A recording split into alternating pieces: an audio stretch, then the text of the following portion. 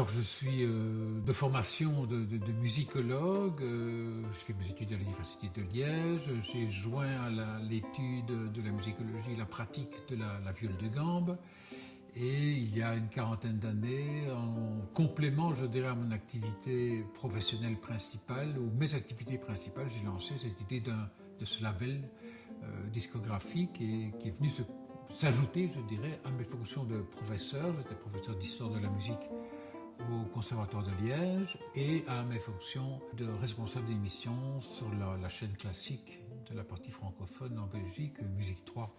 Le point de départ, malgré tout, de la constitution du catalogue de Richard Carr a été d'abord le répertoire. Donc, dans mon idée, il y a d'abord une recherche sur le répertoire et puis il y a le fait de trouver les musiciens qui sont les plus aptes à défendre ce répertoire, à l'interpréter. Alors c'est vrai qu'au début, il y a 40 ans, Richard Carr était un label un peu multi-destination, vers la musique ancienne, vers la musique contemporaine, vers la musique symphonique.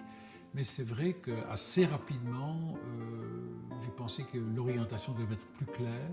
D'ailleurs, quand on faisait autre chose que de la musique ancienne, on était un peu moins pris au sérieux en quelque sorte. Et puis de toute façon, le fondement même, je dirais, de mon activité, bien que j'ai beaucoup d'estime et beaucoup d'amour pour la musique romantique et la musique classique, mais en tant qu'instrumentiste, violiste, la musique qui est la mienne, c'est la musique du XVIIe, c'est la musique de la Renaissance. Donc petit à petit, le chemin s'est tracé. Et puis je pense qu'il était important de donner aussi au label, de lui donner une identité. Et parmi les centres d'intérêt qui me sont totalement personnels se trouve la musique allemande du XVIIe, pour une raison que j'ignore, simplement que la curiosité m'a conduit de plus en plus à explorer ce très très beau répertoire. En blague, il m'arrive de dire que j'ai peut-être vécu en Allemagne au XVIIe siècle, cette notion de double vie existe. Et donc, petit à petit, plus j'avançais dans la curiosité pour ce répertoire, plus je me rendais compte qu'il y avait une quantité considérable de choses à découvrir. Et l'idée de Richard Carr, label de recherche, trouvait, avec cette musique allemande du XVIIe, un terrain totalement énorme à explorer.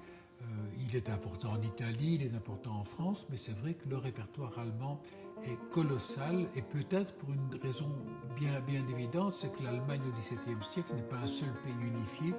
C'est pas comme la France où tout tourne autour de Paris et de la cour du roi Soleil.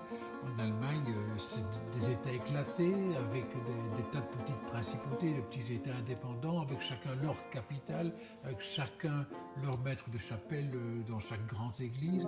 Et on a ainsi une quantité considérable de répertoires, entre autres du répertoire sacré, qui est d'une importance phénoménale en quantité et en qualité.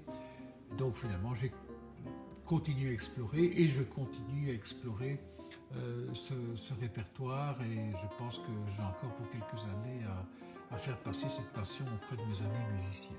En fait, durant ces 40 ans d'activité de Richard Carr, j'ai vu passer quand même presque plusieurs générations de musiciens qui étaient jeunes il y a 40 ans, qui ont mon âge maintenant ou un peu plus. Et puis j'ai encore tout récemment enregistré un disque avec parmi l'ensemble quelques très jeunes musiciens qui ont à peine 20 ans, qui sont encore aux études dans les conservatoires. Et j'ai pu constater petit à petit l'évolution de la pratique de la musique et surtout de la musique ancienne de la part de ces plusieurs générations de musiciens et pour se rendre compte effectivement que de génération en génération, l'acquis des uns a profité aux jeunes, l'acquis des aînés a profité aux jeunes qui n'ont plus besoin de faire toute une partie du cheminement puisqu'on leur offre le cheminement tout fait. Voilà. Tel traité nous a appris que, on le sait, on l'enseigne. Et la façon dont les jeunes musiciens aujourd'hui ont assimilé cet enseignement des générations précédentes est tout à fait extraordinaire parce qu'ils arrivent maintenant avec plus de facilité à imaginer le geste de l'instrumentiste, tout comme dans la facture instrumentale, les artisans qui ont copié les premiers instruments anciens dans les années d'après-guerre et les artisans qui aujourd'hui copient les instruments anciens n'ont plus du tout la même attitude. Ceux d'il y a 40 ans devaient encore chercher, mesurer, comprendre. Ceux d'aujourd'hui ont un acquis, on leur a montré, et ils peuvent, plutôt que d'essayer de copier, imaginer non pas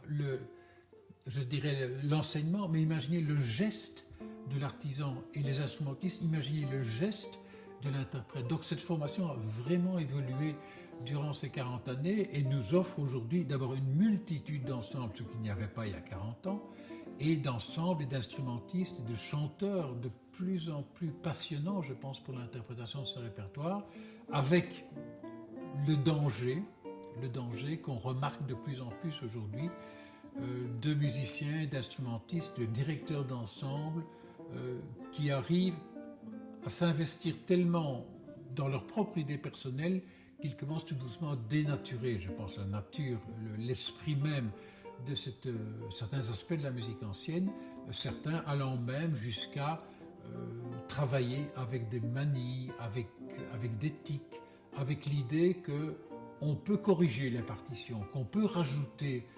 J'ai entendu récemment, oui, que pour les Vêpres de Monteverdi, la partition est incomplète, il faut la compléter. Il faut réécrire ce que Monteverdi n'a pas écrit.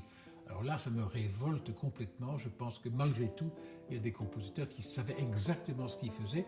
Et la recette qui est pour moi toujours la bonne partition, les bonnes sources, les bons instruments, le bon respect de la connaissance, des traités d'ornementation. Et s'il vous plaît, on ne fait que servir la partition et pas rajouter.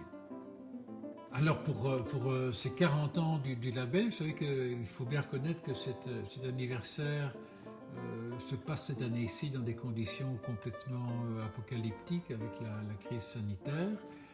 Mais ma foi, recevoir certaines distinctions